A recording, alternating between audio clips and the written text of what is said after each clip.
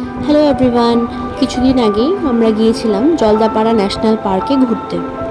এটি আলিপুরদুয়ার শহর থেকে প্রায় 1.5 ঘন্টা গাড়ির রাস্তা।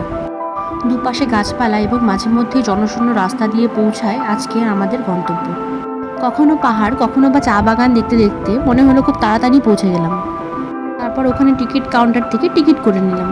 ওই দিন গরমটা ছিল খুব বেশি, তাই লোকজনের ভিড় খুব কমই ছিল, তাই আমাদের তাড়াতাড়ি টিকিট কাটা হয়ে গেল। পাশ দিয়ে বয়ে যায় হলং নদী, তাই আমরা সবাই ওখানে চলে গেলাম একটু সময় কাটাতে। টিকিট কাউন্টার থেকে আমাদেরকে জানানো হলো যে আমাদের গাড়ি আরও 1-1.5 ঘন্টা লেট হবে আসতে, তাই আমরা ওখানেই ওয়েট করলাম। ওখানে দেখলাম একটা বুনো শুয়োর স্নান করছে এবং একটু পরে তার বাচ্চা কাচ্চা চলে এলো। অনেকক্ষণ অপেক্ষা করার পর ফাইনালি আমাদের গাড়ি চলে এসেছে।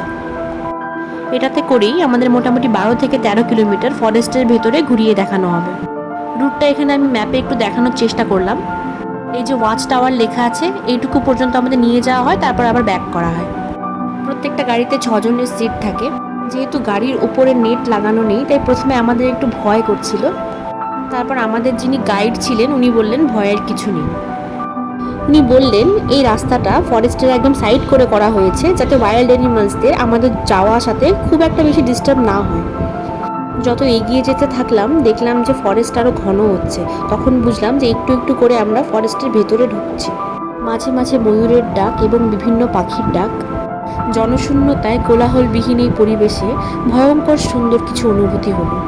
রাস্তার দুধারে যে বড় বড় ঘাস জাতীয় কিছু গাছ দেখা যাচ্ছে, আমাদের গাইড বললেন ওইগুলো বন্য প্রাণীদের খাবার জন্য লাগানো হয়েছে।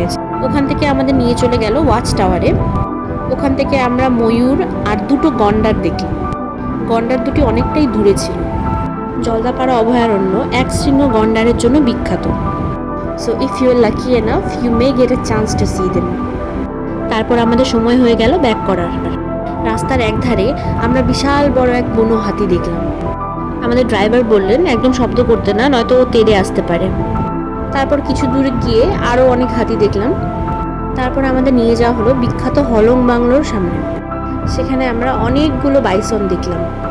একটা ছোট বাচ্চাও ছিল তাদের সাথে। তোমরা অনেকেই হয়তো জানবে কিছু মাস আগে অ্যাক্সিডেন্টলি এই হলং বাংলো পুড়ে যায়। এই যে ঠিক এই জায়গায় অবস্থিত ছিল। আমরা আরও অনেক প্রাণী দেখেছিলাম, কিন্তু সবগুলো ক্যামেরাবন্দি করা হয়নি। জার্নি শেষে আমরা আবার এই গেটের সামনে চলে এলাম। ওখানে একটা সেকশন ছিল যেখানে আমাদের রিভিউ দিতে হয়। তারপর ফেরার পথে এই মা বানর এবং তার বাচ্চাটির সাথে আমাদের দেখা হলো। আমাদের সাথে কিছু খাবার ছিল, আমরা শেয়ার করলাম ওর সাথে। অভয়ারণ্য থেকে বেরিয়ে ন্যাশনাল হাইওয়েতে আসার পথে পোড়ো বলে একটি ব্রিজের নিচে আমরা দেখলাম একদল হাতি এভাবে ঠান্ডা জলে স্নান করছিল। তারপর সেই একই রাস্তা দিয়ে আমরা সবাই বাড়ি চলে এলাম। আমার চ্যানেলটি ভালো লাগলে সাবস্ক্রাইব করে দিও। Good bye.